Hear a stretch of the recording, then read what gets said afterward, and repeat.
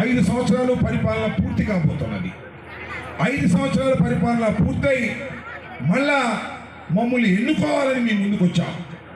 ఈ సందర్భంగా మీ అందరికీ మనవి చేసేది ఏమిటంటే ఒక్కసారి ఆలోచన చేయండి. 5 సంవత్సరాలు చంద్రబాబు నాయుడు గారి పరిపాలన చూశారు. 5 సంవత్సరాలు జగన్మోహన్ రెడ్డి గారి పరిపాలన చూశారు. 5 సంవత్సరాలు దివంగత కోడెల శివప్రసాద్ గారి పరిపాలన చూశారు. ఈ 5 సంవత్సరాలు నా పరిపాలన చూశారు. ఒక్కసారి బేరీజ్ వేసుకోమని మనవి చేస్తున్నా. ఇచ్చిన ప్రతి మాటను నిలబెట్టుకున్న వీరుడు మొనగాడు జగన్మోహన్ రెడ్డి అని మనవి చేస్తున్నా. ఏ హామీలైతే ఇచ్చాడో ఆ హామీలన్నీ నెరవేర్చాడు.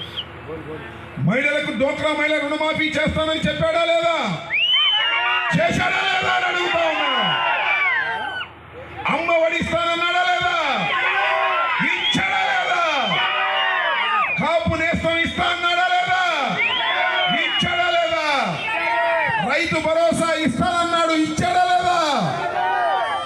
పేద ప్రజలు చదువుకునే బడులు బాగు చేస్తానన్నాడు, చేశాడా లేదా? గ్రామ స్వరాజ్యాన్ని తీసుకొస్తాను, గ్రామాల్లోనే పరిపాలన చేపిస్తాను, మీకు wellness centre, secretariat, Rythu Bharosa కేంద్రాలు మీ గ్రామంలోనే ఏర్పాటు చేస్తానన్నాడు, చేశాడా లేదా అని అడుగుతా ఉన్నా.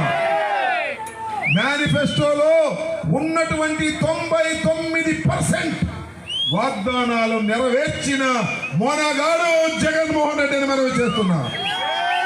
మరి ఆ వైపు ఉన్నాడు చంద్రబాబు నాయుడు గారు.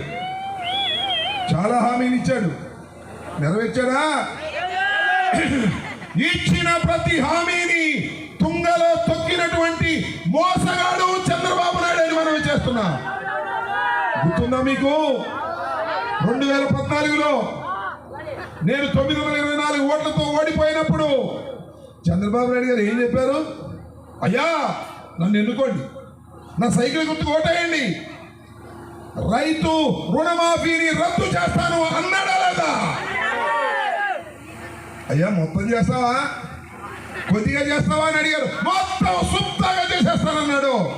ఏ రైతు అయినా రుణం తీసుకుంటే ఆ రుణాన్ని మొత్తాన్ని రద్దు చేస్తాను అన్నాడు. అంతేకాదు, ఏమంటే రైతులు బ్యాంకు వాళ్ళు వస్తారేమో, ఆహా కట్టమాకండి, కట్టారా మీరు ఇబ్బంది పడతారు, నేను వచ్చేస్తాగా, రద్దు చేసేస్తాగా, ఆంధ్ర బ్యాంక్ వచ్చినా, ఇండియన్ బ్యాంక్ వచ్చినా, ఏ బ్యాంక్ వచ్చినా మా బాబు వస్తున్నాడు, మా చంద్రబాబు వస్తున్నాడు, మేము కట్టమని చెప్పండి.